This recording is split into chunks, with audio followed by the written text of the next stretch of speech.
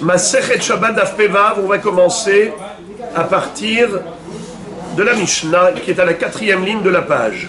Minayin lepolet et shirva zera bayom hashelishi shehitmea sheneemar heyu nechonim lishloshet yamim. Minayin shemarchitzim et amila bayom hashelishi shehaliot beshabbat sheneemar vayhi bayom hashelishi bihiotam koavim. מניין שקושרים לשון של זהורית בראש השעיר המשתלח שנאמר אם יהיו חטאיכם כשנים כשלג ילבינו. מניין לשיחה שהיא כשתייה ביום הכיפורים אף על פי שאין ראיה לדבר זכר לדבר שנאמר ותבוא כמים בקרבו וכשמן בעצמותיו. Alors cette Mishnah comme les précédentes, depuis le début du Perek, Amar Rabbi Akiva, Minayin le Avodazara Shimetam Akenida, eh bien tout ce Perek se focalise sur la recherche des psukim qui sont à l'origine de différentes halachot bien connues. La halacha est célèbre, mais ce qu'on recherche, c'est l'origine, la source, la référence. Et donc toutes ces Mishnayot nous ont cité au fur et à mesure de l'enseignement de ces halachot, les psukim qui correspondent. Et comme disait Rashi au début du Perek, Daf Pebet, Amoud Aleph en bas, Amar Rabbi Akiva, Minayin le Avodazara shemetam abemasa kenida, Rashi dit, Mishum debae le mitne badayhu, Minayin shemarchitzin et amila, Chaïl lehu lehanach de Damianla. C'est-à-dire, Rashi se posait la question, quel est le rapport entre toutes ces Mishnayot et Masechet Shabbat? On est en train d'étudier des sujets qui sont totalement hors sujet. Qu'est-ce que ça vient faire ici? Rashi nous dit que toutes ces Mishnayot là, de Minayin, à partir d'où on déduit ces halachot, c'est une introduction à l'une des halachot qui concerne le Shabbat. C'est celle-là qui figure dans notre Mishnah, Daf Pevav, Minayin shemarchitzin et amila bayom hashelishi shehaliot beshabbat. D'où apprend-on que le bébé, au 3e jour de la Brit Mila, il est en danger si on ne le lave pas, si on ne le fait pas un bain à l'eau chaude. Et à ce titre-là, on a le droit d'allumer le feu, de chauffer de l'eau pour le laver. De préférence, il faut évidemment avoir de l'eau chaude avant Shabbat, pas seulement de préférence, c'est une obligation. Mais si jamais on lui a fait la Brit Mila et que, incidemment, l'eau chaude a été renversée, par exemple, quelqu'un est passé par là et sans faire exprès, il a fait tomber la marmite d'eau chaude. Maintenant, ce bébé qui vient de faire la Mila a besoin d'être lavé à l'eau chaude. Eh bien, pour ce bain, on a le droit d'allumer le feu et de chauffer de l'eau pour lui faire le bain à l'eau chaude. Car à l'époque, c'était comme ça la nature de l'enfant. Qu'après la Brit Mila, il fallait absolument le laver à l'eau chaude. Sinon, il pouvait mourir.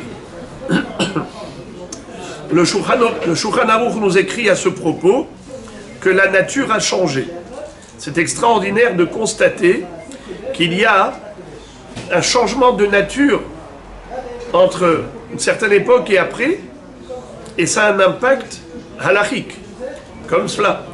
Le din de la Brit Mila, le din de laver le bébé après la Mila, à l'époque c'était nécessaire, voire indispensable, à tel point qu'on avait le droit de profaner le Shabbat pour cela. Et c'est ce que nous dit la Mishnah ici. Minayin shemarchitzin et amila bayom hashelishi shehaliot beshabbat shenemar vayhi bayom hashlishi biyotam kohavim. Elle cite un passouk à l'appui. Eh bien, Rashi de nous dire que tout ce Perek de Amar Rabbi Akiva, il tourne autour de cette phrase, de cette halakha. Et d'ailleurs, cette halakha va être développée beaucoup plus longuement lorsqu'on va arriver au Daf Kuf Lamed, Perek Rabbi Eliezer de Mila. C'est là-bas où on va développer le sujet de la Brit Mila pendant Shabbat. Donc, en effet, nous dit Rashi, voilà pourquoi toutes ces Mishnayot nous ont cité des halachot qui sont hors sujet, parce qu'elles correspondent au même style, à savoir Minaïn, d'où apprend-on cela? Voilà donc une introduction par rapport à cette Mishnah. Alors, dans cette Mishnah, on apprend 4 références par rapport à 4 halachot bien distinctes. La première, ça concerne Poletet Shirvat Zera. La seconde, Brit Mila, le bain du bébé après la Mila, le 3e jour. Également, donc ça veut dire, Rabotai, moi je vous ai parlé de la Rechitza, du bébé, après la Brit Mila, le 1er jour, le jour même de la Mila, mais cette Mishnah, elle ne parle pas du jour de la Mila. Elle nous dit qu'il y a tout autant de danger le 3e jour. Et c'est de cela qu'on parle. Et c'est cela la recherche de notre Mishnah. 3e halakha, c'est le din d'attacher un tissu de laine rouge autour des cornes du bouc émissaire, du Saïr Amishtalleach, le jour de Kippour. 4e halakha, ça concerne la Sicha Kishtia, c'est-à-dire que nous savons qu'à Kippour, il est interdit non seulement de manger et de boire, mais également de se frictionner, de se laver, de porter des chaussures de cuir, d'avoir des relations conjugales et ainsi de suite. Tout cela fait partie des interdits du Yom Kippour. Cette Mishnah nous cite la source de l'interdiction de se frictionner, ce qu'on appelle sicha, frictionnement. Voilà Rabotai, vous avez maintenant en filigrane tous les sujets de notre Mishnah, c'est-à-dire les 4 halachot. Commençons l'étude. Minaïn la poletet shirvat zera bayom hashelishi shehit mea sheneemar heyu nechonim lishloshet yamim. Qu'est-ce que ça veut dire? Vous savez que un Baal Keri, c'est-à-dire un homme qui a une éjaculation, est tamé. Et pas seulement lui est tamé, même la shirvat zera elle-même, elle est tméa. La semence, le zera, quelqu'un qui toucherait le zera deviendrait tamé. Le shirvat zera, il est abatum'a. Et l'homme qui a perdu cette semence, même au travers d'une relation intime avec son épouse, s'appelle Baal Keri. Ce jour même, il est tamé. Ce jour même, il peut aller au mikvé, mais il ne pourra pas manger la terouma si par exemple c'est un Kohen, jusqu'à ce qu'il y ait Arev Shemesh, la tombée de la nuit. Il faut 2 facteurs pour se purifier totalement. Il faut premièrement le mikvé en journée, deuxièmement le coucher du soleil, la tombée de la nuit.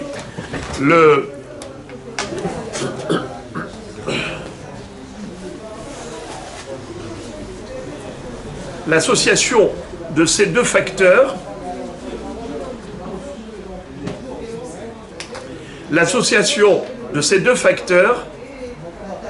font que l'homme peut déjà manger la terouma. Cette exigence de Uba Shemesh Vetaher, c'est uniquement par rapport à la terouma. Nous allons voir après que pour Kabbalat Torah, on pouvait être Tvulium. Ça veut dire qu'on n'avait pas besoin de Aref Shemesh, même si on a été au mikvé et que la nuit n'est pas tombée. Si on a été au mikvé, même si la nuit n'est pas encore tombée, on est à ce moment-là Tvulium, on descend à un niveau de Sheni la Touma, on n'est plus Avatuma, le Baal Keri est Avatuma. En allant au mikvé, sa Touma descend de 2 crans. Il n'est plus Avatuma, il n'est plus Rishon Atuma, il est comme Sheni la Touma. Et quand il y a Aref Shemesh, il est tahor totalement, il peut même manger de la terouma, s'il était Kohen.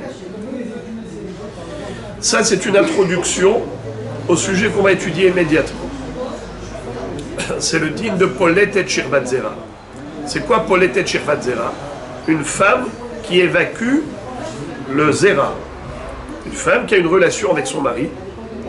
Eh bien, pendant 3 jours, le Zera qui coule d'elle, qu'elle a reçu de son mari et qu'elle évacue, au fur et à mesure, eh bien, ça la rend tméa. Exactement comme un homme. Un homme qui a une paire de semences devient tamé par cette éjaculation.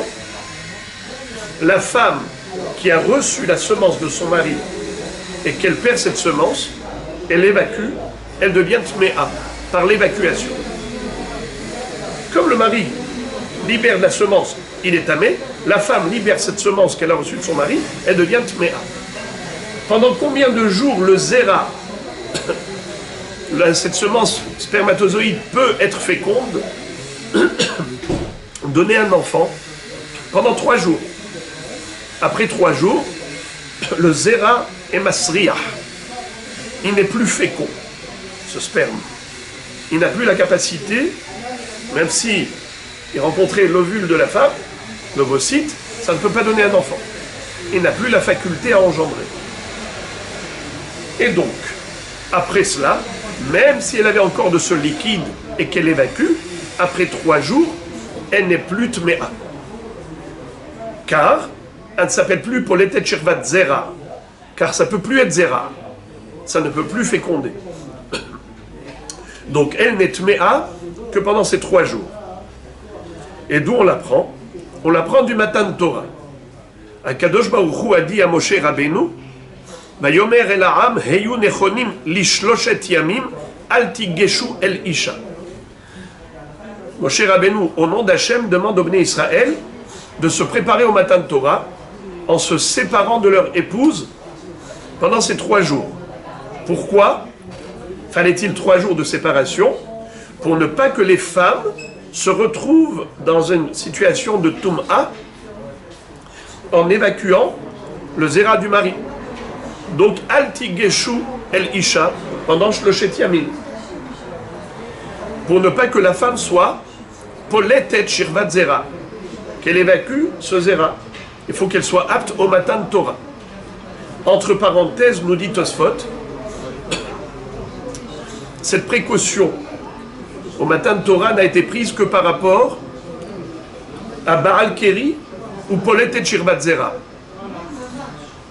Il n'y a pas eu cette précaution par rapport aux Metzoraim, par exemple, aux Zavim, Nidot.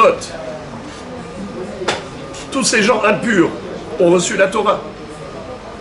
C'est uniquement la Tum'a qui provient de Baal Keri et la Tum'a qui provient de Poletet Shirvat Zera. Pourquoi spécialement? Réponse, car ces Tum'ot-là, elles arrivent via Shok Vekalut Rosh.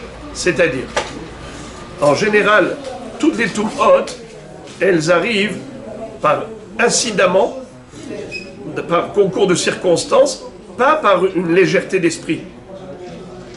Tandis que l'éjaculation, que ce soit dans le cadre d'une relation conjugale ou pas, c'est quelque chose qui provient et qui est accompagné de Kaloudroche.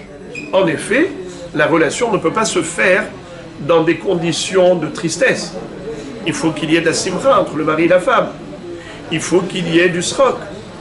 Alors, nous dit Tosfot, regardez, je vous lis très rapidement le Tosfot, je ne vais pas trop traduire pour ne pas que ce soit trop long.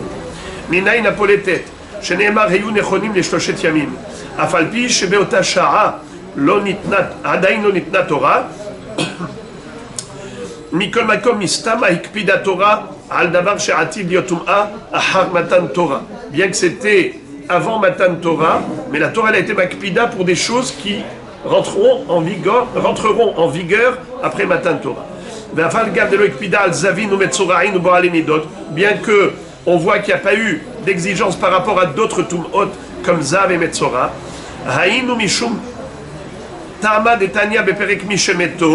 comme on retrouve dans Maseret Brachot, Dafkaf Bet, à propos de la Tevila de Ezra Sofer, qui avait été Metaken, qu'on n'étudie pas de la Torah tant qu'on n'a pas été au mikvé, pour le Baal Keri. Ktivo da'atam lebanecha v'livne banecha. Uchtiv yom asher amata lifnei Hashem Elokecha bechorev. Malehalan be'ema ou be'ira be'retet ou be'zia. D'où Ezra Sofer il a appris cela?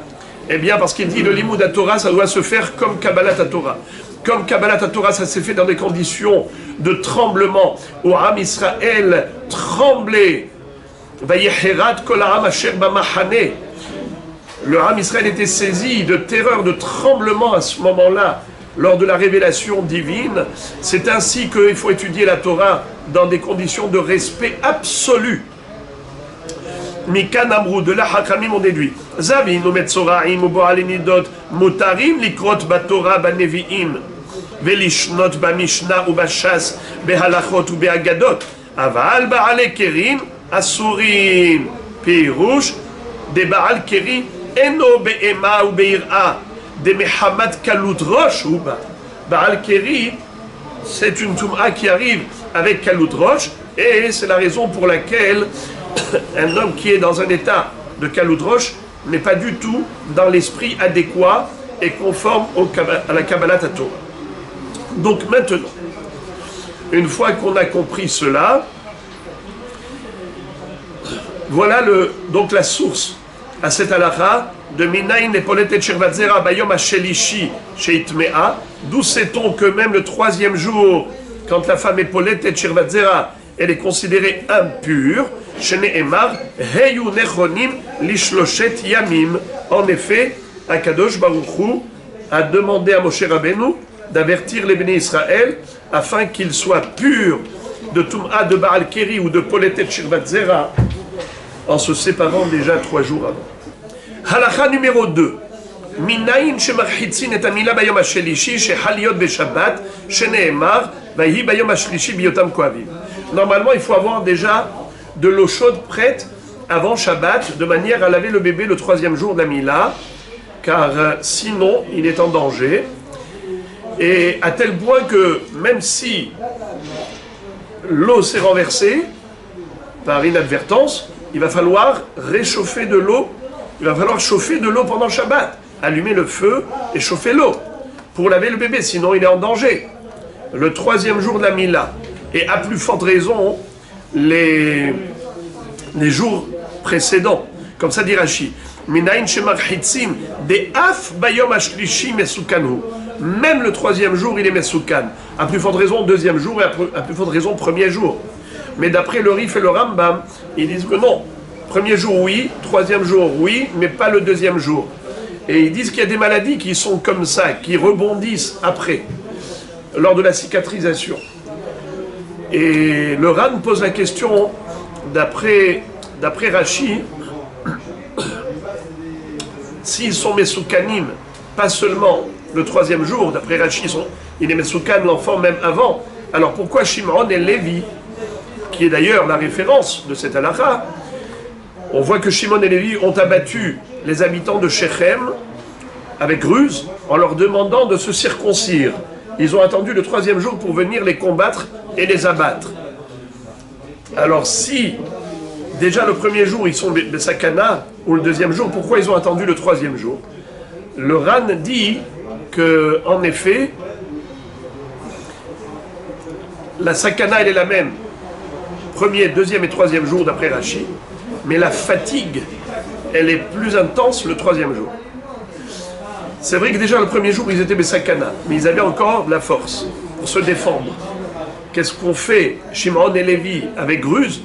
Ils ont attendu le 3e jour, parce qu'ils sont non seulement besakana, mais ils sont bien affaiblis après 2 jours de souffrance. Alors c'est pour cela qu'ils ont attendu le 3e jour.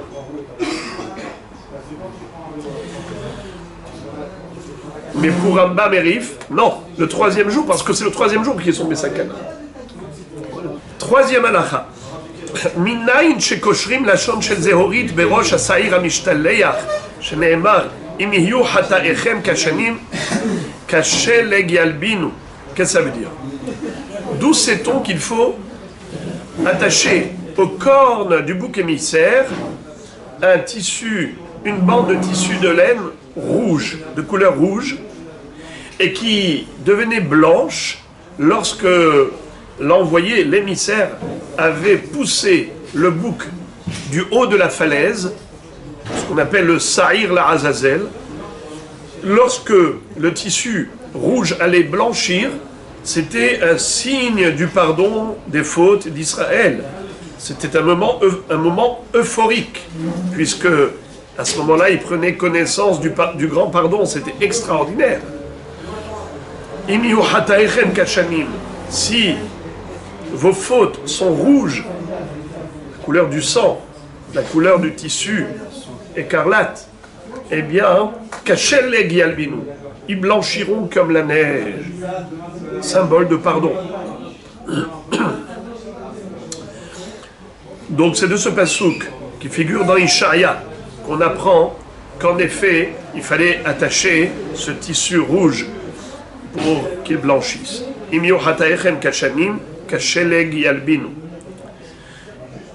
Dernière et quatrième halakha, minayin lesichashi kishtia. D'où sait-on que le jour de Kippour, on n'a pas le droit de se frictionner avec toutes sortes de crèmes. Et sinon, celui qui transgresserait, c'est comme s'il a bu de l'eau pendant Kippour, chose qui évidemment est interdite. Minayin lesichashi kishtia, biyom ha-Kippourim, afalpi she'en re'aya ladavar, zecher ladavar, she'nemar vatavo kamayim bekirbo, vechashemen be'atzmotav. Ce passouk-là de Tehilim fait allusion à la malédiction qui va atteindre le rachat, qui va le pénétrer.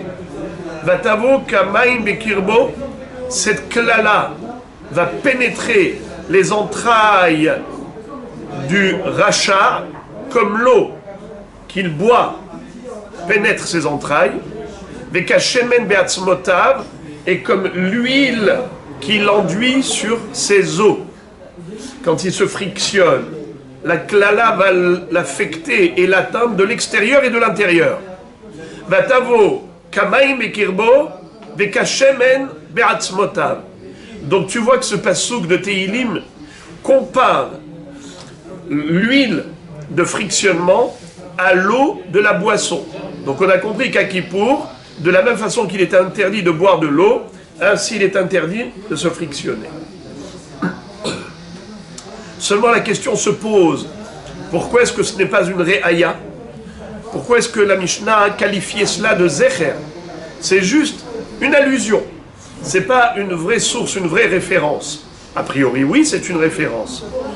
Eh bien Tosfot nous explique à Falpi. Regardez Tosfot numéro 2. Umiu re'aya gemura lo ave. Mishum dekra lo mishtae bishtia ela birchitsa. Qu'est-ce que ça veut dire? Ce passouk, Vatavo kamaim bekirbo, dans le vrai pirouche du passouk, on ne parle pas de maïm qu'il boit, on parle de maïm avec lequel il se lave. Donc on parle de maïm de rechitsa, on ne parle pas de maïm kishtia. C'est pour ça que c'est que zecher la dava. C'est juste une allusion. Mais ce n'est pas le vrai pirouche du passouk. C'est pour ça que ce n'est pas un makor, un vrai makor, c'est juste une allusion. Tosfot se base sur la Gemara dans Yoma qui nous dit clairement que Kamaim bekirbo vekashemen be'atzmotav, la Gemara dit là-bas que comme shemen c'est bachutz, ainsi maïm c'est bachutz. Le limoud il est à l'envers. Shabbat il est permis de se frictionner avec de l'huile liquide. À Kippour c'est interdit. Ce qui est interdit Shabbat c'est que de prendre des crèmes ou des gels qui sont épaisses. Mais prendre de l'huile liquide Shabbat c'est moutard. Mais à Kippour c'est interdit au titre de Inouï. Ok les amis. Gemara. Recha. Delo ki Rabbi Elazar ben Azaria. Sefa ki Rabbi Elazar ben Azaria. Maintenant les amis, je vous demande d'attacher la ceinture parce que ça va être très complexe, parce que c'est composé par plusieurs opinions qu'on va étudier par rapport à des sujets qui ne sont pas vraiment d'actualité. Ce qui fait la difficulté souvent, c'est lorsqu'on aborde des sujets de Toum'a et de Tahara que nous ne vivons pas concrètement, et en plus, quand il y a tellement de nuances et surtout plusieurs opinions, donc ça nécessite beaucoup de concentration. Alors les amis, on commence. On vient de le dire que Kabbalat Torah a été précédé de quelques jours d'abstention, dans le sens où Akadosh Baruch Hu a demandé Heyu nechonim lishloshet yamim al tigeshu el isha. Soyez prêts pour 3 jours. Exprès, je ne dis pas plus. J'ai pas dit 3e jour. J'ai dit juste 3 jours. Et vous allez comprendre pourquoi. Ne vous approchez pas de vos épouses, pour ne pas qu'elles soient dans une situation de Polet et Shirvat Zera au moment de Matan Torah. N'est-ce pas? Il faut qu'elle ait eu le temps d'aller au mikvé et qu'il n'y ait pas, après ce mikvé, d'évacuation de semences spermatozoïdes. Parce que si la femme est Poletet Shirvat Zera, elle évacue le Zera, eh bien cette évacuation d'un Zera qui peut être fécond la rend Tmea. Très bien. Maintenant, on va apprendre 4 opinions concernant ce din de Poletet Shirvat Zera. À savoir, pendant combien de temps ça la poursuit, cette Tum'a, cette notion de Poletet Shirvat Zera. On va voir qu'il y a une opinion la plus classique, c'est ce qu'on a vu dans la Mishnah. Minayin la Poletet Shirvat Zera bayom hashelishi Tmea, n'est-ce pas? C'est-à-dire que si le 3e jour, elle a une perte de semences, en effet, elle est Tmea. On va voir que, d'après Chachamim Behemet, il faut 3 jours pleins, c'est-à-dire 3 fois 24 heures, 3 jours pleins, et ensuite, quand elle est Poletet le 4e jour, c'est là qu'elle est Théora. Mais si elle est Poletet pendant ces 3 jours, elle est Tmea. Ça, c'est une opinion de Chachamim, la plus mahmira. Ce n'est que lorsqu'elle est Poletet le 4e jour qu'elle est Théora.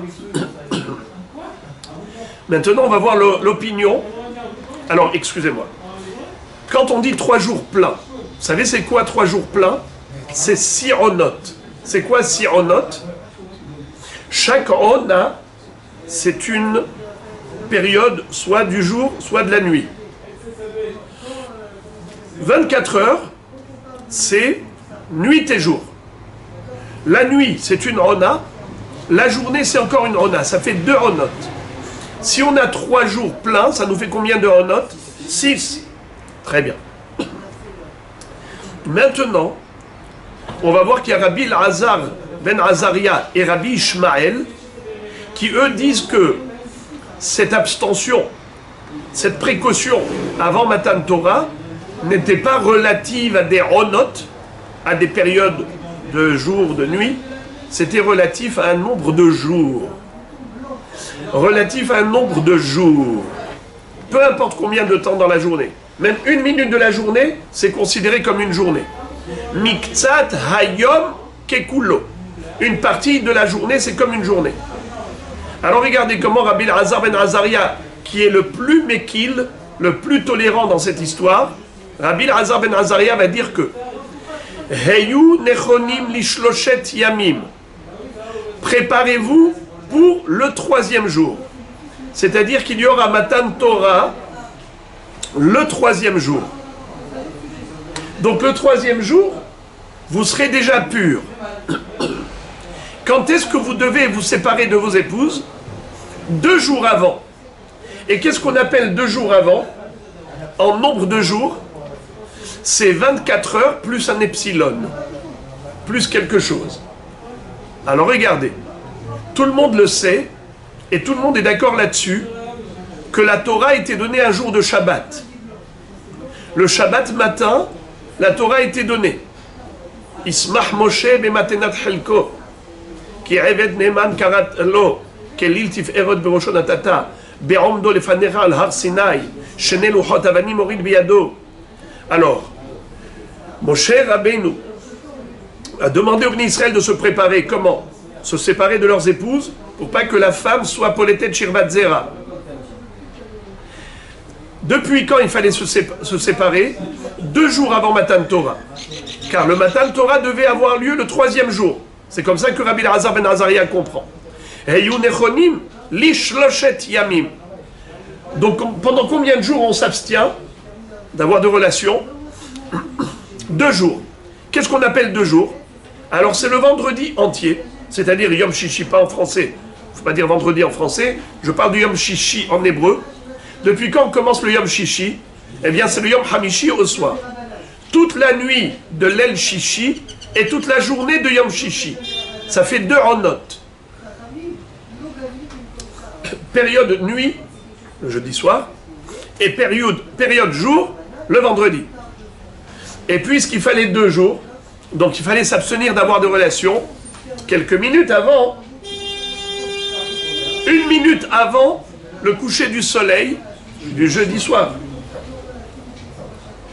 1 minute avant, ça s'appelle jeudi en journée. Jeudi en journée, c'est une journée. 1 minute de jeudi soir, 1 minute de jeudi après-midi, juste avant Ben Hashmashot, juste avant la Shkia, ça s'appelle jeudi, ça s'appelle Yom Hamishi. Alors ils se sont abstenus pendant combien de jours? 2 jours. Ils n'ont pas eu de relation 2 jours. Yom Hamishi, puisque Miktsat Hayom Kekulo, 1 minute du Yom Hamishi, c'est comme tout le Yom Hamishi. Il aurait pu avoir une relation avec son épouse 2 minutes avant la Shkia. Il s'abstient juste 1 minute avant la Shkia. Ça s'appelle qu'ils se sont séparés Yom Hamishi. Puisque 1 minute du Yom Hamishi, c'est Yom Hamishi. Ça fait déjà 1 jour. Ils se sont séparés déjà le Yom Hamishi. 1 minute. Miktsat Hayom Kekulo. On compte en nombre de jours. Ça fait 1. Yom Shishi, ça fait 2. 2. Heyu Nechonim Lishloshet Yamim, Matan Torah le 3e jour, tout va bien. Selon Rabbi Elazar ben Azaria, c'est cela l'exigence d'Akadosh Baruch Hu. Avant Matan Torah, il a demandé séparez-vous 2 jours, car je viendrai le 3e. C'est clair, net et précis. C'est clair, net et précis. Donc pour Rabbi Elazar ben Azaria, c'est le plus tolérant. Ça nous fait que 2 Ronot et un Epsilon, un Machéo. Maintenant, Rabbi Ishmael, il pense comme lui que c'est une question de nombre de jours. Seulement, il dit comme Rabbi aussi que la Torah n'a pas été donnée le 3e jour, mais il dit que la Torah a été donnée le 4e jour, après la séparation. Donc il faut se séparer combien de jours? 3 jours. La Torah sera donnée quand? Le 4e jour. Donc, si c'est Shabbat qu'ils ont reçu la Torah, et il faut se séparer 3 jours avant, donc vendredi, et jeudi, et mercredi, c'est-à-dire Yom Revi'i, Yom Shishi, Assour, Yom Hamishi, Assour, Yom Revi'i, Assour. Mais quand on a dit 3 jours, pas besoin que ce soit 3 jours pleins. 2 jours et 1 minute, c'est 3 jours. Alors donc pour Rabbi Ishmael, à partir de quand ils avaient l'interdiction d'aller avec leur épouse, jusqu'à 2 minutes avant la tombée de la nuit de Yom Revi'i Balayla, c'est-à-dire de l'El Hamishi.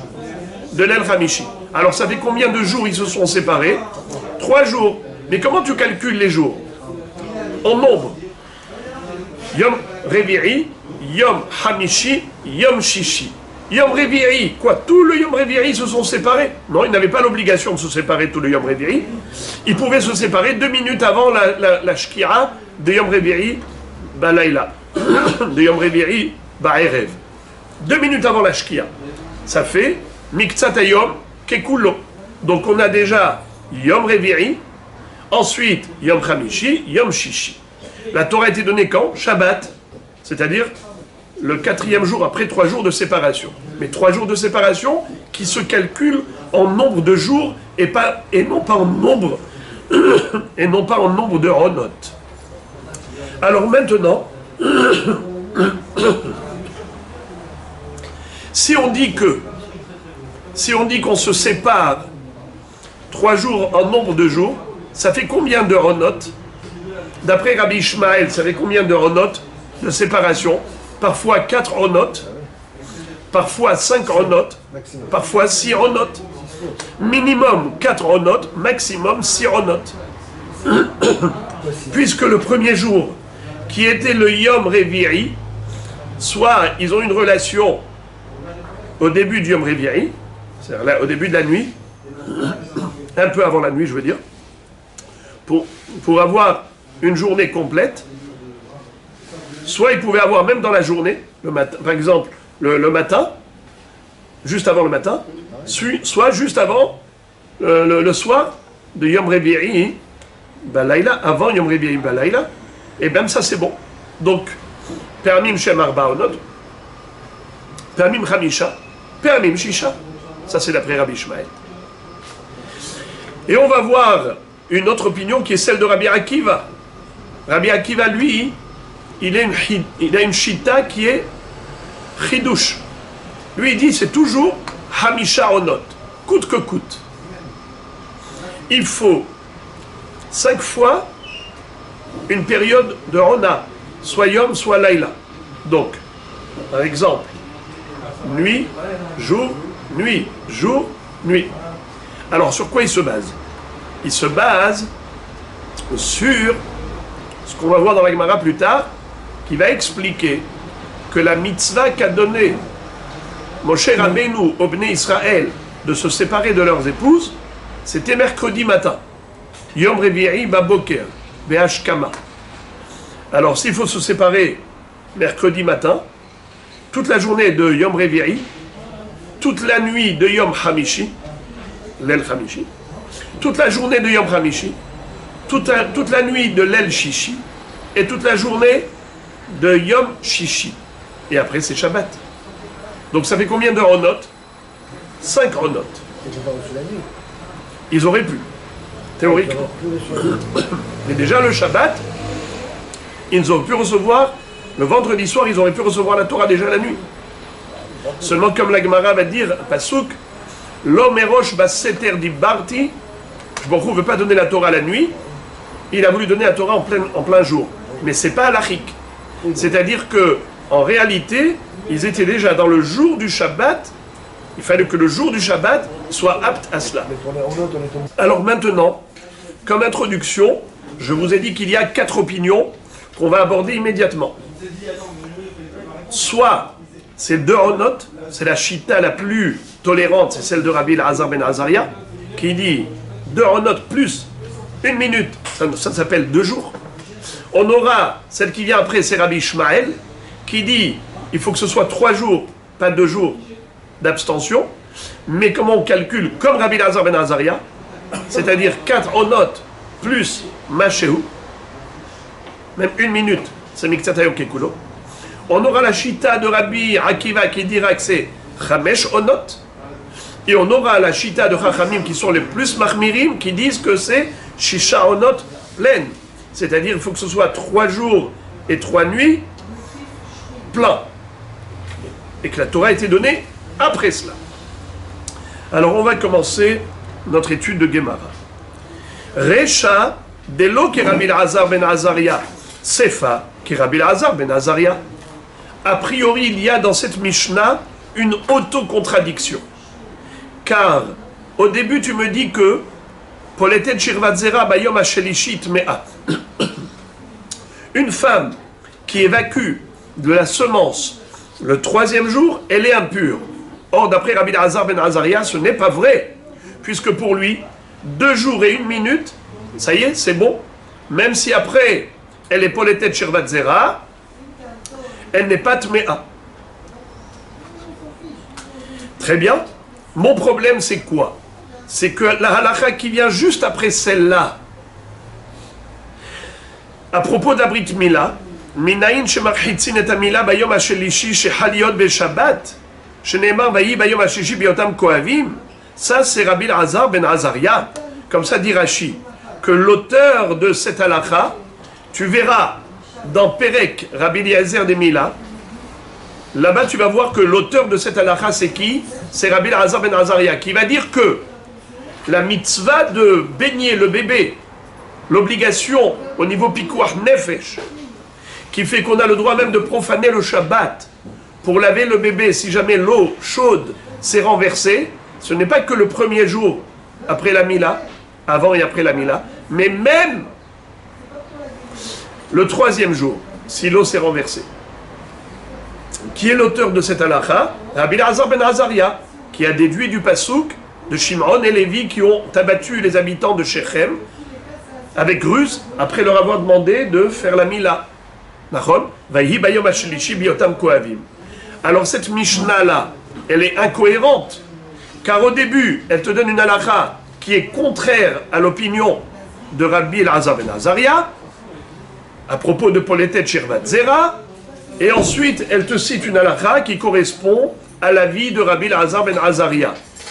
Que faire avec cette autocontradiction? La Gemara nous dit, il y a deux solutions possibles. Nous avons dans le chasse deux approches. Il y a des chachamim, il y a des rabbanim qui, eux, préfèrent scinder la Mishnah en deux, en disant que le début de la Mishnah suit l'opinion de Rav un tel, et la suite de la Mishnah suit l'opinion d'un autre Rav. Et ce n'est pas gênant. Bien que la Mishnah était a priori homogène, Rabbeinu HaKadosh n'a pas fait remarquer de mahloket, il a cité des halachot les unes après les autres, bien que contradictoires. Peut-être que Rabbeinu HaKadosh a cité au début une halacha au nom d'un Rav, d'un Hacham, et après il a cité une halakha au nom d'un autre Rav. Donc il pourrait y avoir une mahloket dans la même Mishnah, même si ça n'a pas été précisé. On n'a pas précisé le nom des auteurs. Ce n'est pas un problème. Celui qui a enseigné la Récha n'est pas l'auteur de la Sifa. Il y a une contradiction, c'est vrai. Il y a une contradiction dans la Mishnah. Et tu diras que c'est des Tanaé. Le début c'est un Tana, la fin c'est un autre Tana. Ça c'est une école, ça c'est une démarche intellectuelle. Mais il y en a d'autres, une autre école, qui dit non, nous on n'est pas d'accord. Si Rabbeinu HaKadosh n'a pas dit que c'est une mahloket, c'est que c'est le même Tana qui parle au début et à la fin, on préfère corriger.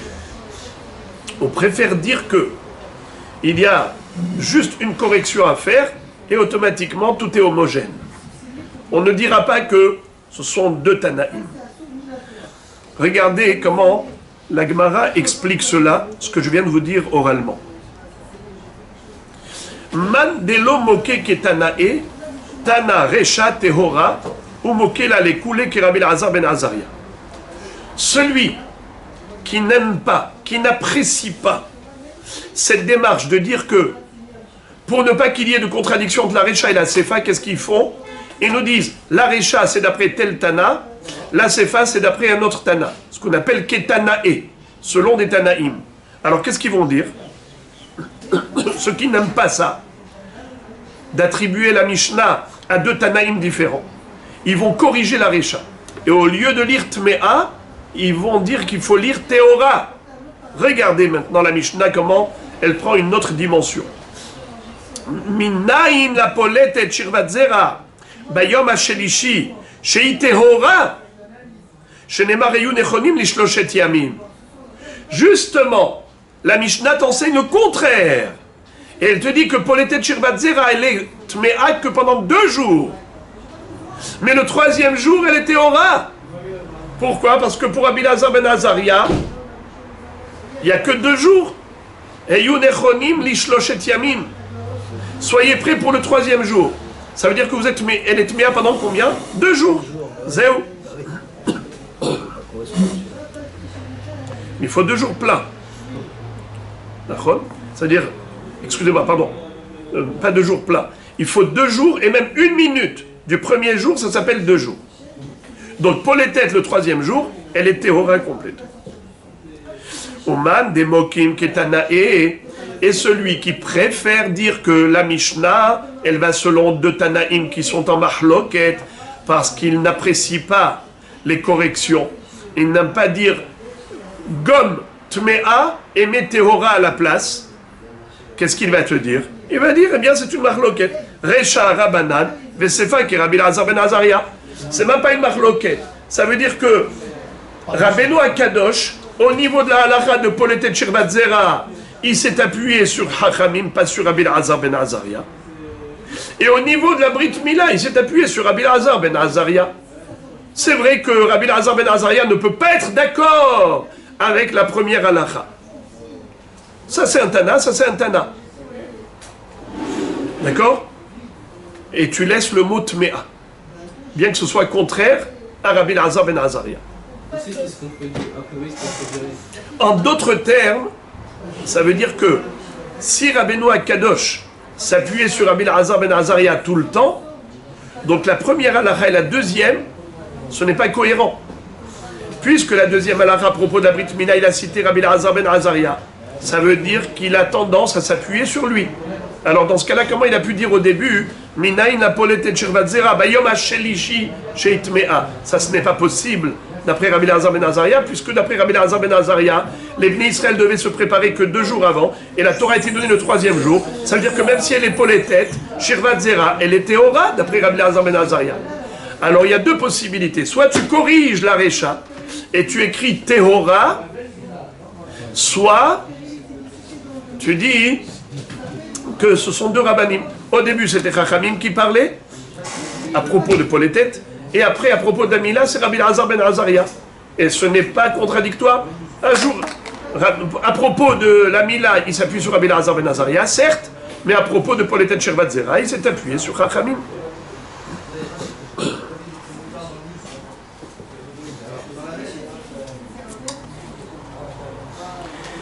Et maintenant, nous allons voir où est-ce que Rabbi Elazar ben Azaria s'est exprimé à propos de Poletet. Tanu Rabbanan, Poletet Shirvat Zera, une femme qui évacue de la semence, Bayom Hashelishi Tehora, d'Ivre Rabbi Elazar ben Azaria. D'après lui, Rabbi Elazar ben Azaria, une femme qui est Poletet, le 3e jour, elle est Tehora. Rabbi Shmael Omer, Pe'amim Shehem Dalet Onot, Pe'amim Shehem Re Onot, Pe'amim Shehem Vav Onot. Pour Rabbi Ishmael, eh bien, ça dépend.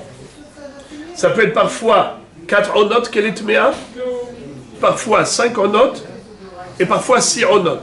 Comment ça peut varier? Eh bien, c'est comme je l'ai expliqué tout à l'heure, que pour Rabbi Ishmael, il pense comme Rabbi Elazar ben Azaria, que c'est une question de nombre de jours, et pas une question de onotes. Il faut qu'il y ait 3 jours avant Matan Torah. Al tigeshu el isha. Eyu nechonim lishloshet yamim. Ça veut dire, Akshboru annonce qu'il va donner la Torah Shabbat. Et Shabbat, ce sera le 4e jour par rapport aux 3 jours d'abstention. Mais combien de temps il faut s'abstenir? 3 jours. 3 jours, ça peut être 3 jours pleins. Ça peut être 2 jours et demi. Ça peut être 2 jours et quelque chose. Et ça s'appelle aussi 3 jours. Car miktsatayom kekulo. Comment est-ce qu'on pourrait avoir Shesh Onot? Eh bien, si par exemple, ils ont une relation le mardi soir, c'est-à-dire qui est Trilat Lel Revi'i, ils sont déjà rentrés dans la Laïla Shel Revi'i. À la première minute de la nuit de Yom Revi'i, ils ont une relation. Quand est-ce qu'ils l'ont eu? Yom Revi'i. Puisque la première minute de Laïla Shel Revi'i, Lel Revi'i, ça s'appelle Yom Revi'i. Donc combien de jours elle sera tméa, cette Poletet Shirvat Zera? Yom Revi'i, Yom Chamishi, Yom Shishi. Ça fait combien de Ronot en tout? 6 fois 2, 6 Ronot. Pardon, 3 fois 2, excusez-moi. 3 fois 2 égale 6 Ronot. Mais si ils ont une relation à la fin de la nuit, c'est-à-dire mercredi matin, juste avant l'aube, après ça, combien de Ronot elle va être tméa? 5. Et s'ils ont une relation plutôt mercredi après-midi, juste avant mercredi soir, eh bien ils auront 4 notes. 1 minute avant, après ça, ça s'appelle déjà 3 jours. Parce que 1 minute de la journée, ça s'appelle une journée. Miksatayom kekulo. Donc, Yom Revi'i, Yom Chamishi, Yom Shishi, elle a respecté les 3 jours. Donc, ces 3 jours peuvent se traduire en termes de Ronot, soit par 6, soit par 5, soit par 4. Ça ne change absolument rien. Car l'intérêt n'est pas les Ronot. Les Ronot, ce n'est pas notre point focal. Ce n'est pas la référence. Les Ronot n'ont aucune espèce d'importance d'après Rabbi Ishmael. Ce qui est important, c'est le nombre de jours. Tu as compté 3 jours, tout va bien. Même 1 minute de la journée, ça s'appelle Yom.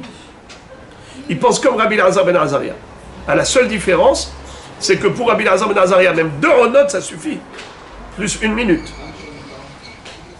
Ça veut dire, ils auraient pu avoir une relation jeudi soir, avant la Shkia, 2 minutes avant. Donc voilà. Ils se sont séparés 1 minute avant la Shkia. Cette séparation, c'est le respect d'une journée de séparation. Et après ça, donc jeudi, vendredi, ils se sont séparés. Shabbat, la Torah a été donnée, tout va bien.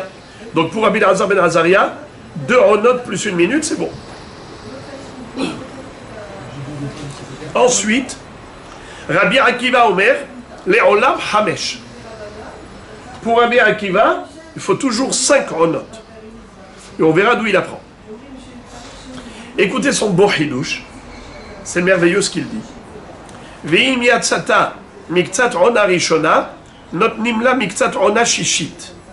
C'est très joli. Lui, il dit, étant donné que pour moi, ces 5 ronotes pleines, ça veut dire que Baruch Hu leur a donné la mitzvah, comme on va le voir après, d'après Rabbi Akiva. Il leur a donné la mitzvah de séparation quand? Le matin du Yom Revi'i, Be'ashkama. Avant l'aube, Moshe Rabbeinu descend et leur dit, séparez-vous.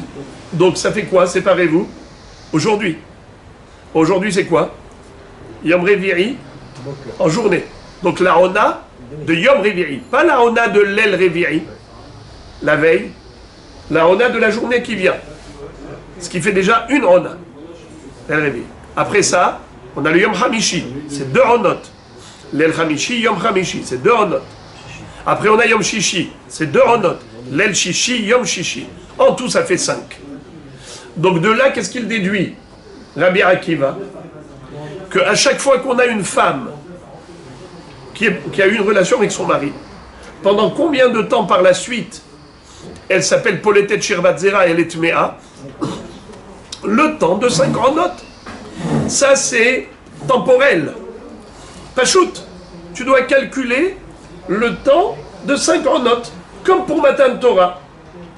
Jour, nuit, jour, ça fait 5 ronot. Alors maintenant, par exemple, une femme a une relation avec son mari à minuit. D'accord? À minuit. Quand est-ce que elle sera Tehora de Plitat Shirvat Zera? Eh bien, à midi, après 2 jours et demi. Après 5 ronot, tu fais le calcul de 5 ronot. Puisque c'était au milieu de la nuit qu'elle a eu. Donc ce sera à midi. 12 heures, 12 heures, 12 heures. Exactement. On compte en heures. Nachon. Plus en jour, en nuit. Nachon, ça veut dire, c'est pas vraiment en heures qu'il faut le dire. Vous savez pourquoi? C'est pas des heures de 60 minutes. C'est des heures zmaniotes. Oui, mais peu importe. Mais on n'est plus dans la caractéristique de journée, jour, qui est une rona pour certains. On a deux roulottes dans une même journée. Quand vous avez minuit, pour ça que j'ai fait exprès de dire minuit et midi. Parce que minuit, imaginons en hiver, vous avez des nuits très longues. Et la journée, c'est des nuits très courtes. On ne va pas compter en heures. D'après ce que vous avez dit, on compte en heures. Non. Il faut compter en ronotes. Et donc les ronotes, c'est jour et nuit. C'est ça ce qu'on appelle rona. Et de ce fait, tu dois compter, par exemple, elle a eu au tiers de la nuit, eh bien tu comptes au tiers de la journée. Ça fait 2 roulottes ou tu n'en fais qu'une? Et demi, on a dit une demi. Normalement, si par exemple c'était chronométré au début de la journée, juste avant l'aube, elle a une relation, eh bien tu comptes jour, nuit, jour, nuit, jour. À la fin de la journée, elle était au ras, même si elle est polétaire. Maintenant, imaginons que la relation, c'était pas juste avant l'aube. La relation, c'était à minuit. Alors, tu vas lui donner combien après? Elle sera tméa jusqu'à quand? Midi. C'est tout. Ce qu'elle a perdu la nuit, elle a récupéré La journée. en journée. C'est pas shoot. Il faut simplement 5 ronotes. Et ces ronotes-là, tu les calcules proportionnellement à la ronade durant laquelle elle a eu la relation. Elle a eu la relation à la mi-journée, eh bien, elle sera tméa que jusqu'à la première moitié de la nuit qui suivra la 5e Ouna. Vous avez compris ce que je veux dire. Bon, mais Kitsour, maintenant, on va analyser. Maintenant, la Gemara nous dit une histoire. Amroua Rabanan Kame de Rav Papa. Mais Amrela Rav Papa les Rava. Les Chachamim ont enseigné ce sujet devant Rav Papa, et certains disent que c'est plutôt Rav Papa qui l'a évoqué devant Rava. Et regardez comment il a posé la question. Il lui a dit Bishlama Rabbi Azar ben Azaria Kerabanan de Amre Behamisha Avid Prisha ve Rabbi Ishmael Kerabi Yossi de Amar Bedalet Avid Prisha. Et la Rabbi Akiva Keman. Qu'est-ce que ça veut dire? La Gemara nous dit il y a une compréhension par rapport à l'opinion de Rabbi Azar ben Azaria et également par rapport à Rabbi Ishmael. Ces deux opinions, celle de Rabbi Azar ben Azaria et Rabbi Ishmael, ça se comprend. Pourquoi? La mahloket entre eux, elle est très claire. C'est de savoir à quel moment ils ont eu la mitzvah de Prisha. Quand est-ce que Akadosh Baruch Hu a donné cette mitzvah au Ham Israël de se séparer de leur femme? Comment je comprends c'est quoi l'ishloshet yamim? Est-ce que c'est 3 jours pleins ou 2 jours pleins? Ça veut dire est-ce que le matin de Torah aura lieu le 3e jour? Ou bien est-ce que le matin de Torah aura lieu après les 3 jours? Alors là je peux comprendre. Est-ce que c'est Bahamisha Avot Prisha? Traduction. Bahamishi Avot Prisha. Prisha, ça veut dire séparation entre hommes et femmes. Hamishi, ça veut dire le 5e jour de la semaine. Puisque Shabbat, la Torah a été donnée Shabbat. Donc quand est-ce qu'ils ont dû se séparer pour faire Prisha? Hamishi et Shishi. Alors si tu me dis Hamishi, Shishi, d'après Rabbi Azar ben Azaria, c'est quoi Hamishi? Même 1 minute de Hamishi, c'est Hamishi. Ça fait 1 jour. 1 jour et 1 minute. Ça s'appelle 2 jours. Pour Rabbi Ishmael, Shlosha Yamim Avot Prisha. C'est combien Shlosha Yamim? 2 jours et 1 minute. Car même 1 minute de la première journée, ça s'appelle une journée. Alors, Revi'i Avot Prisha. C'est quoi Revi'i? Yom Revi'i. Combien de temps le Yom Revi'i? On n'a pas dit combien. On n'a pas obligé une séparation pendant toute la journée. Il faut se séparer à un moment donné de la journée. Combien de temps? Même 1 minute avant la Shkira, ça s'appelle une séparation. Alors il lui dit, les deux, je comprends. Rabbi Azar ben Azaria pense comme Chachamim qui disent que la Prisha a eu lieu le 5e jour de la semaine, Yom Hamishi. D'après Rabbi Ishmael, il pense comme Rabbi Yossi qui dit que la Prisha elle a eu lieu Yom Revi'i. Donc tout est cohérent. Et la Rabbi Akiva Keman. Rabbi Akiva, il pense comme qui? Comme Chachamim ou comme Rabbi Yossi? Ça veut dire, est-ce que la Torah a été donnée le 3e jour ou elle a été donnée le 4e jour? D'après Rabbi Yossi, la Torah a été donnée le 4e jour après 3 jours de séparation. D'après Chachamim, la Torah a été donnée le 3e jour après 2 jours de séparation. Alors Rabbi Azar ben Azaria, c'est clair. Il pense comme Chachamim que la Torah a été donnée le 3e jour. Il n'y a eu que 2 jours de séparation. Et c'est quoi 2 jours de séparation? C'est 1 jour plus 1 minute. Iksatayom Kekulo. Rabbi Ishmael pense comme Rabbi Yossi, qui dit que la Torah a été donnée après 3 jours de séparation. Elle a été donnée le 4e jour. Comment tu calcules les 3 jours de séparation? 2 jours plus 1 minute. C'est facile. Mais Rabbi Akiva, il vient, il nous dit 5 onotes.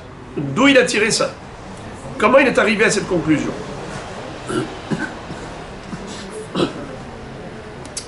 Réponse, les Olam qui est Rabbi Yossi. Béhémet, il pense comme Rabbi Yossi, que la Torah a été donnée le 4e jour. Pas après 2 jours, après 3 jours de séparation. Seulement, Rabbi Akiva, il pense comme l'enseignement de Rav Ada bar Ahava. Kede amar Rav Ada bar Ahava, Moshe be'ashkama ala ou be'ashkama yarad. Be'ashkama ala dirtiv, vayashkem Moshe baboker vayal el har Sinai. Be'ashkama yarad dirtiv lech red, ve'alita ata ve'aharon imar. Mekish yerida le'aliyah. Ma aliyah be'ashkama, af yerida be'ashkama. C'est-à-dire, Moshe Rabbeinu, à chaque fois qu'il montait au ciel et à chaque fois qu'il redescendait du ciel, c'était toujours Be'ashkama, avant l'aube. Et donc, étant donné que on aimait Kish, Yerida le Aliyah, c'est de là qu'on déduit d'ailleurs, puisque à propos de la Aliyah, c'est écrit clairement Vayashkem Moshe Baboker Vaya'al el Har Sinai. Donc on voit que la Aliyah c'était Be'ashkama.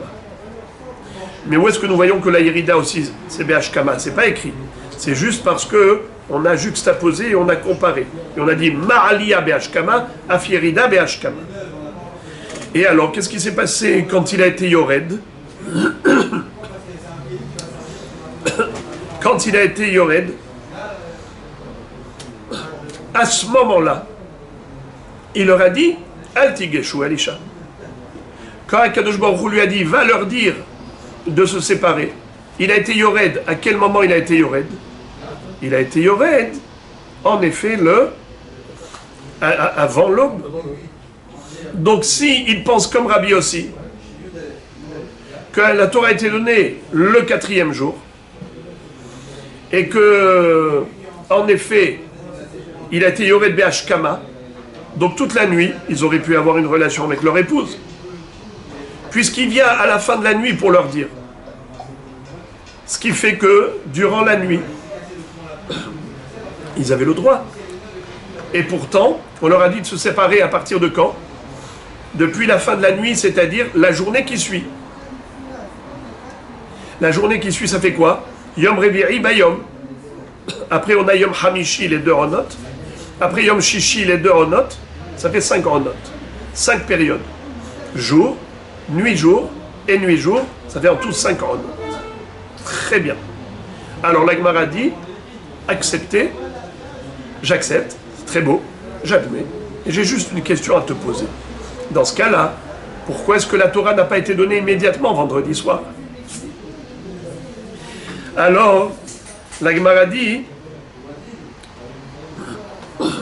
mais avant cela, excusez-moi, avant cette question, première question, Ve'amar Ravuna, lama le memra lehu, Ve'amar Ravuna Israël kedoshim hem, ve'en meshamshim mitoteen bayom. Première question, qu'est-ce qui vient leur dire? N'ayez pas de relation aujourd'hui. C'est quoi? Yom Revi'i. Mais est-ce qu'ils vont avoir des relations en journée? Mais Israël, ils sont kedoshim. Et par tsni'ut, par pudeur, ils n'ont pas de relation en journée. En meshamshim mitotehem bayom. Comme ça dit Rashi. Lama le memra lehu beshaharit, blavachi, nami lo avu meshamshe, de kamar avuna, de en meshamshim bayom, d'irtiv bozé drachav yamut, de ba'et tsni'uta shelo istaklu. Parce qu'il faut la tsni'ut pour pas qu'il voit sa femme. Elle va être mitgana. D'accord? Alors, nous dit Rashi, nous dit la Gemara réponse, Ha'amaraba imaya ba'it afel muta. Étant donné que si la chambre elle est obscure, c'est permis. Ve'amaraba beitimara papa tamid chacham afil betalito muta. Tamid chacham il peut même se couvrir avec une couverture qui obscurcit, et c'est muta.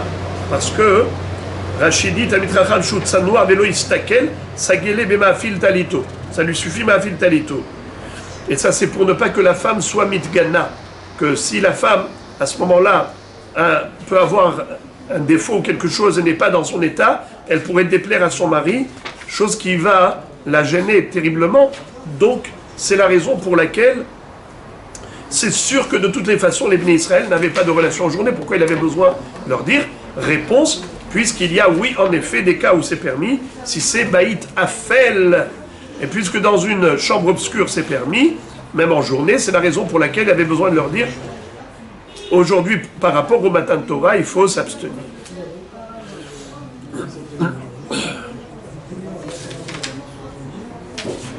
Encore une autre question. Veha tvuleyom ninu. Question.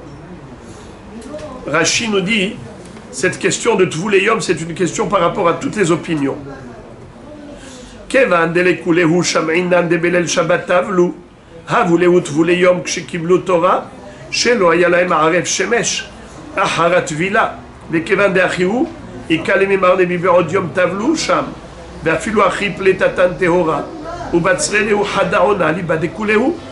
La Gemara pose une question par rapport à toutes les opinions.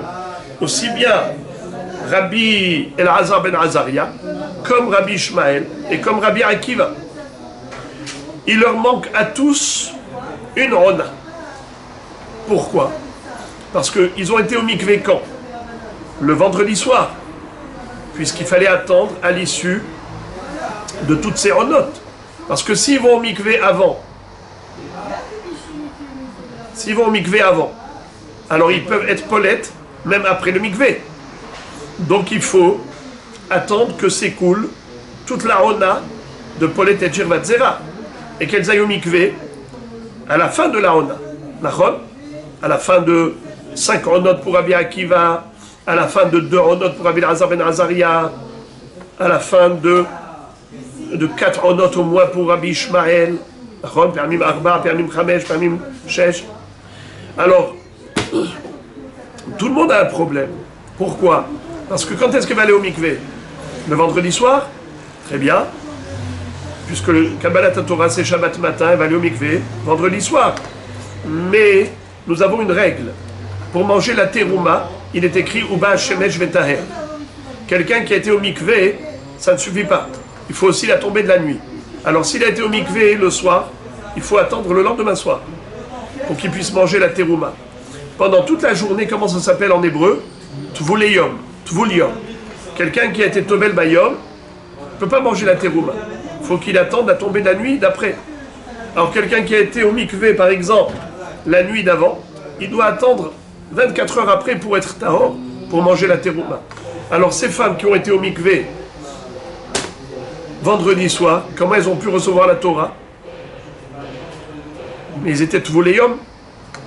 La réponse, Abaye Baravin, les Rav Hanina Baravin, de Amre Tarbayou, les deux ont dit la même chose. Nitena Torah litvuliyom. La Torah a pu être donnée à des tvuliyom. Quand est-ce qu'il y a une exigence à ce que la personne ne soit pas tvuliyom? C'est uniquement par rapport à la terouma. Il faut attendre la tombée de la nuit après le mikvé. Mais par rapport à Kabbalat Torah, même un tvuliyom, il peut être mekabel et Torah. Yativ Marimar veka amarla le hashmata. Lorsqu'un jour Marimar avait répété cet enseignement, Amarle Ravina le Marimar, Ravina lui a dit à Marimar, Nitena ka'ama toreuya ka'ama. Est-ce que la Torah a été donnée à des tvuliyom ou bien elle aurait pu être donnée à des tvuliyom? Ça veut dire, est-ce que concrètement ça s'est passé comme ça ou bien c'est rien que de la théorie que potentiellement ça aurait été permis? Amarle reuya ka'amina. Behemet, ils ont été au mikvé avant, donc ils n'étaient pas tvuliyom. Elles ont été au mikvé avant vendredi soir, et donc elles n'étaient plus tvuliyom. Et elles n'avaient plus de plitat shirvat zera par la suite. Ça veut dire que concrètement, elles n'étaient pas tvuliyom, elles étaient mamash tehorim. Puisque Uba Shemesh Vetaher, elles ont eu le Arev Shemesh du vendredi soir. Ah, qu'est-ce que tu vas me dire? Mais si elles vont au mikvé avant, donc elles peuvent être encore poletettes. Elles n'ont pas été poletettes. Concrètement, techniquement, il n'y a pas eu de plita. Il n'y a pas eu d'évacuation de semences après le mikvé. Je vous les a aidées pour qu'elles n'aient pas de plita. Ou bien, si par exemple elles ont fait un bain de siège, c'est-à-dire de tout évacuer avant pour qu'il n'y ait pas. Concrètement, elles n'étaient plus poletettes. Alors maintenant, la Gemara dit Velit Velu Bene Shimshé. D'après Rabbi Akiva, pourquoi Pardon, excusez-moi. Velit belu beneshimche velikablu Torah beneshimche. Pourquoi est-ce qu'il a fallu attendre jusqu'au matin pour leur donner la Torah? D'après Rabbi Akiva, elles auraient pu immédiatement recevoir la Torah le vendredi soir. Regardez Rashi. Lele Shabbat karele beshimsha bechol durta mipene sheben hashmashot shelo haluk mikol yamim. À chaque fois qu'on dit beneshimche, c'est ben hashmashot de vendredi soir. Veotzrichu lazkiro bekama mekomod. Nachi parir. Voici le sens de la question de la Gemara. Les Rabbi Akiva de Amar ikpida Torah al minyan ha'onot velo ikpida ela al hamesh. D'après Rabbi Akiva qui a dit que il est suffisant d'avoir 5 onot pour que la femme ne soit plus considérée pour l'été de Shirvat Zera, la malokibloua ballaïla. Pourquoi est-ce qu'ils n'ont pas reçu la Torah la nuit? Mideimtin adab boker, puisque nous voyons que Akadosh Baruch Hu a dû attendre jusqu'à l'aube. Ika lememar, shikpida al plitat al-laïla, veika shesh onot. A priori, il en ressort de là que Behemet, Akadosh Baruch Hu, voulait 6 onot. Puisqu'il ne leur a pas donné la Torah la nuit, il leur a donné la Torah le matin. Sous-entendu qu'Hachem voulait encore une Rona supplémentaire. Donc, pourquoi Rabbi Akiva se suffit de 5 Ronot? Il devrait déduire de là que si Akadosh Baruch Hu a donné la Torah au matin, sous-entendu que le calcul se fait en fonction de la 6e Rona. Pourquoi? Il leur a donné quand la mitzvah de Prisha? On a dit Yom Revi'i Be'ashkama. Donc, Yom Revi'i Be'ashkama, ça nous donne quoi? La journée de Yom Revi'i. Ensuite 2 Ronot de Yom Hamishi. Ensuite 2 Ronot de Yom Shishi, ça fait déjà 5 Ronot. Plus la nuit de Shabbat, ça fait 6 Ronot. Réponse. La réponse, elle est que Behemet, selon Rabbi Akiva, dans la théorie, ça aurait pu se faire. Kabbalat Torah, vendredi soir. Seulement, Baruch Hu ne voulait pas donner la Torah la nuit, il voulait donner la Torah en journée. Amar Rabbi Yitzchak, l'homme erosh baseter dibarti. Rashi cite notre pasouk. L'homme baseter dibarti, bemakom eretz hoshech, velayla hoshechu. Et que Baruch Hu ne voulait pas donner la Torah dans l'obscurité, mais dans la lumière, en flagrant, de manière manifeste, et pas en cachette. C'est la raison pour laquelle il a attendu le matin. Mais en réalité, le jour du Shabbat était déjà apte. La Gemara dit Velit benu betzafra de Shabta. Veli kablu Torah betzafra de Shabta. Ça veut dire, pourquoi est-ce que Moshe Rabbeinu est venu déjà le mercredi matin pour leur interdire? Puisque le calcul, c'est Hamisha Onot. Alors il aurait pu leur interdire les relations mercredi soir. Pourquoi mercredi matin? Yom Revi'i de la semaine, pas le matin. Yom Revi'i le soir, ça te fera Hamesh Onot. Puisque maintenant il y a une séparation inutile. Pourquoi les séparer, les couples? Déjà depuis mercredi matin. Laisse-les en journée tranquille et tu ne les sépares que Yom Revi'i, Ba'erev avant la tombée de la nuit. Et ça te fera Hamisha Onot. Comment ça te fera Hamisha Onot?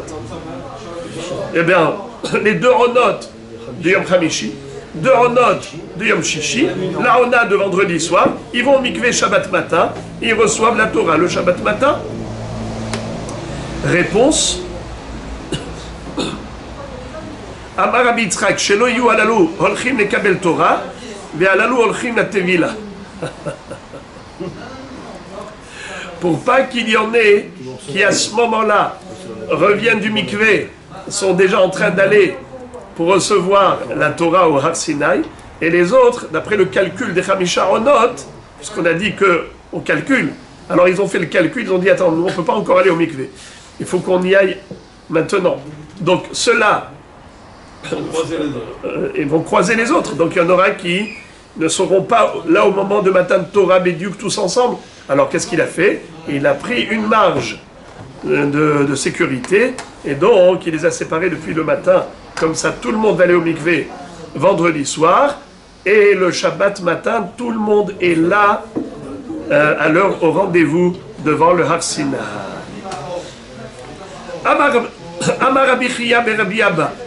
Amar Rabbi Yochanan, Zod divrei Rabbi Ishmael ve Rabbi Akiva, Aval Chachamim omrim, Shesh Ronot Shlemot Ba'inan. Selon Chachamim, il faut compter 6 Ronot entières. C'est-à-dire que, d'après Chachamim, la Torah a été donnée, comme le pense Rabbi Yossi, après 3 jours, ça a été donné le 4e jour.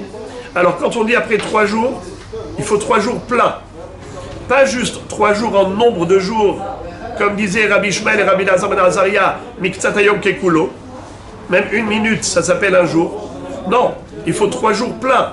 Donc 3 fois 2 ronotes. Donc il faut 6 ronotes.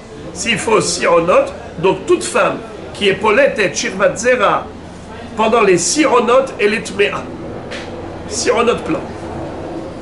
Ok. Amar Afrizda, mahloket she pirsha mina isha. Aval pirsha mina ish, tmea kol zman sheillaha. Qu'est-ce que ça veut dire? Le zera lui-même, quand il sort de la femme, il la rend tmea. Poletet shirvat zera. Alors on a dit combien de temps ce zera a le statut de zera pour être métamé, la poletet shirvat zera. Alors on a dit 3 jours, d'après, on a vu ici 3 chitotes, soit 6 ronotes pleines, soit 5 ronotes d'après Rabbi Akiva, soit 4 ronotes d'après Rabbi Ishmael, soit 2 ronotes et quelques d'après Rabbi Elazar ben Azaria. On a vu ici 4 chitotes. Tout cela, ce n'est que par rapport à quoi? Que par rapport au zera qui sort de la femme. Mais le zera qui sort de l'homme, tant qu'il est là, tant que le zera est encore humide, il est fécond et par conséquent il est métamé. S'il est sec et que je l'ai touché, je suis tahor. Mais si je touche du zera d'un homme qui est humide, je suis tamé. Car shirvat zera, ça a un statut de avhatum. Très bien. Alors que quand ça sort de la femme, si c'est après le zman qu'on vient de voir, soit 3 jours pour l'un et ainsi de suite, dès qu'on a dépassé le zman de Tum'at Poletet, ça y est, il n'est plus métamé. Il n'est plus métamé ce zera. Pourquoi? Parce qu'on dit que la chaleur du corps de la femme abîme et détériore le zera. Fait que ce zera ne sera plus fécond. Car le hom, la chaleur du corps de la femme, détruit le zera. Mais s'il n'était pas à l'intérieur du corps de la femme, il est à l'extérieur. Tant qu'il est là, je dis qu'il est fécond et je dis qu'il est métamé. Il est avatum'a si je le touche. Je suis tamé. Maintenant, la Gemara va poser des questions très curieuses à ce propos. Restez assis. Pas d'état d'âme. Ba'e Rav Papa. Shirvat zera shel Israël bim'e kutit mahu. C'est-à-dire, si jamais, chas v'shalom, un juif a une relation avec une goya. Ce zera sort de la goya. Et quelqu'un l'a touché à ce zera. Est-ce que cette personne qui a touché ce zera est tamé? Ou bien un beged qui a touché ce zera est tamé? Car on le sait que la shirvat zera qui est métam'a, c'est seulement shirvat zera d'un juif. Pas shirvat zera d'un goy. Un goy qui a eu une éjaculation et je touche son zera, il n'y a aucune touma. Toute la touma ne peut provenir que d'une shirvat zera d'un juif. Maintenant, shirvat zera d'un juif qui est passé par le corps d'une goya. Il a une relation avec une goya. Maintenant, cette goya est poletet shirvat zera. Est-ce que ce shirvat zera, il touche un vêtement, mais tamé? Ce shirvat zera, il touche une personne, tamé? Ça veut dire que quelqu'un a touché le shirvat zera, tamé? Question. Quelle est la raison de dire oui ou non? C'est-à-dire, dans le sens de la question, je n'ai pas bien expliqué. Le vrai sens, c'est est-ce qu'on est limité à 3 jours? On vient de dire maintenant que la Tum'a de Plitat Shirvat Zera, si la femme elle est poletet Shirvat Zera, quand c'est une juive qui est poletet, on a dit, à un moment donné, même si elle est polétée Shirvat Zera, ce Zera n'est plus métamé. Parce qu'il ne peut plus être Zoreya Zera. Alors on avait dit après 3 jours pour Hachamim, après 5 onot d'après Rabbi Akiva, après 4 onot d'après Rabbi Ishmael, après 2 onot selon Rabbi Elazar ben Azaria. Quand serait-il si jamais cette plita, après la période qu'on vient d'indiquer, si la Goya est polétée Shirvat Zera chez l'Israël, ce qu'on appelle Shirvat Zera chez l'Israël, Bim'e Kutit Mahu. Est-ce que ce Zera-là, il est métamé même après les 3 jours, ou même après les 2 jours, enfin chacun en fonction de sa limite. Donc cette limitation n'existe que par rapport à une juive, car le corps de la juive détériore le Zera. Après cette période, il n'est plus Mazria. Mais peut-être que le corps d'une Goya ne détériore pas le Zera. Et ce Zera, il est encore fécond, même après la période. Et si elle est polétée Shirvat Zera du Israël, même après la période écoulée, ce Zera, il est encore fécond. C'est comme le Zera d'un Ish. On a dit que le Zera d'un Ish, tant qu'il est là, tant qu'il est humide, tant qu'il est liquide, il est Mazria. Il n'est pas détérioré. Il est fécond. Si tu le prends, tu le mets dans un rehem, il peut être Mazria. Est-ce que une Goya polétée Shirvat Zera chez l'Israël, est-ce que je vais dire la même chose que c'est comme d'un Ish, tant qu'il est liquide, il est fécond, et par conséquent, celui qui toucherait Tamé, ou bien on va dire il n'y a pas de différence entre femmes juives et femmes Goya. Pourquoi on ferait une différence entre le corps d'une juive et le corps d'une Goya? Qu'est-ce que ça change? Écoutez quelque chose d'incroyable. La Gemara nous dit,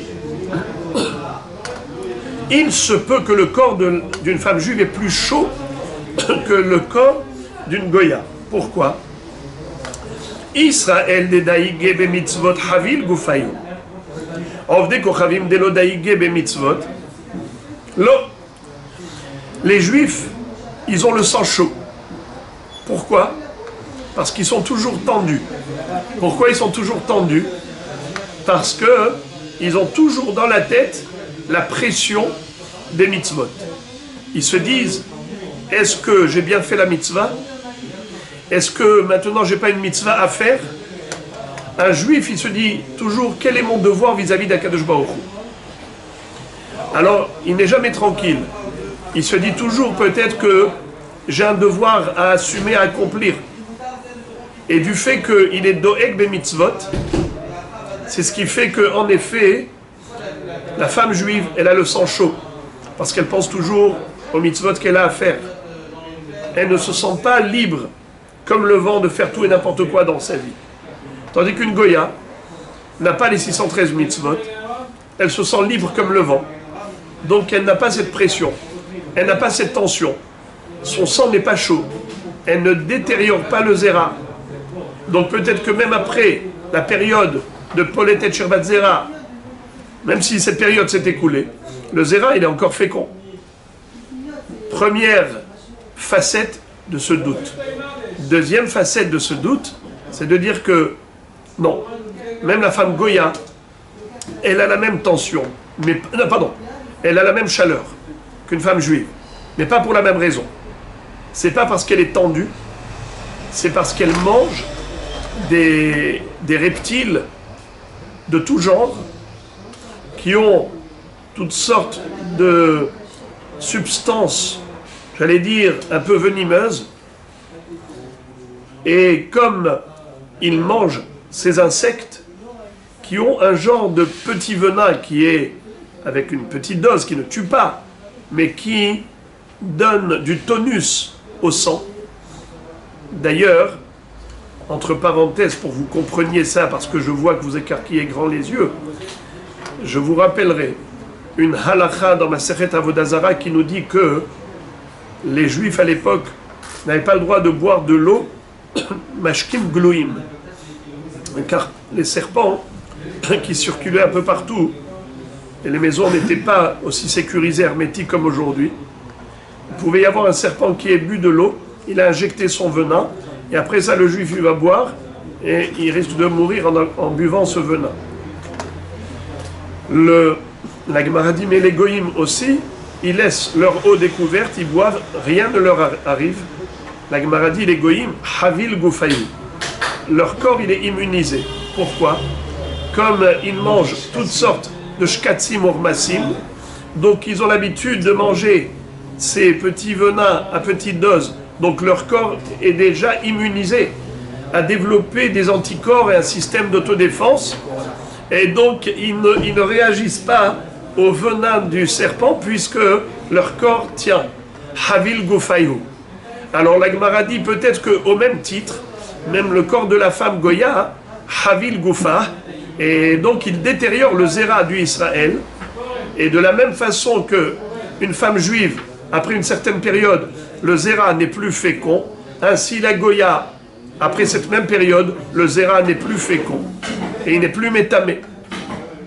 Seulement la femme juive, il n'est plus fécond parce que son sang est chaud par l'anxiété pour les mitzvot.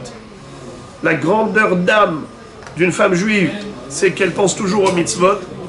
Et par contre, la Goya aussi, son sang est chaud, mais pour une autre raison. C'est parce qu'elle mange des shkatzim urmassim. C'est un safek de la Gemara. Après ça, la Gemara dit Vim timtseloma keban dachle shkatzim urmassim havil gufayu bim'ev zera bim'ev behema mahu. C'est-à-dire, si tu me dis qu'en effet, il n'y a pas de différence entre femme juive et femme Goya, après cette période, le zera il est masriah et il n'est plus métamé en tant que shirvat zera, qu'en serait-il si ce zera-là sort du corps de la béhéma? C'est-à-dire, imaginons quelqu'un qui a une relation pédophile et donc il a mis du zera chez la béhéma. Et après un certain temps, 3 jours, le zera il coule. Est-ce que quelqu'un qui toucherait ce zera, tamé ou pas tamé? Est-ce que c'est masriah comme une femme ou pas? Quelle est la raison de dire oui, quelle est la raison de dire non? Il m'a dit comme ça que l'appareil génital de la béhéma n'a pas la même forme, la même configuration que l'appareil génital d'une femme. Chez la femme, il y a le rehem qui est au fond et ensuite le prosdor. La béhéma n'a pas de prosdor. Isha dit la prosdor masrahat. Aval béhéma delit la prosdor. Lo odin maloshna teko. La Gemara est restée en suspens par rapport à ces questions. Elle n'a pas donné de réponse, à savoir est-ce qu'il y a une différence entre femme juive, femme Goya, est-ce qu'il y a une différence entre Behema, Adam ou Behema, Toshia, Hashem. La Gemara n'a pas donné de réponse, à savoir le Zera qui est resté 3 jours dans le corps de la bête, est-ce qu'en sortant de là, il a encore le statut de Zera, oui ou non? Quand j'ai dit 3 jours, vous avez compris que je n'ai pas envie de répéter toutes les shittot, mais vous avez 4 shittot, Rabbi Elazar ben Azaria, Rabbi Ishmael, Rabbi Akiva et Hachamim. Chacun nous donne un statut de Tum'a par rapport à un temps limité. Est-ce que 2 onotes, 4 onotes, ou 5 onotes, ou 6 onotes? Voilà les amis, pour aujourd'hui. Bruchim Tiyu.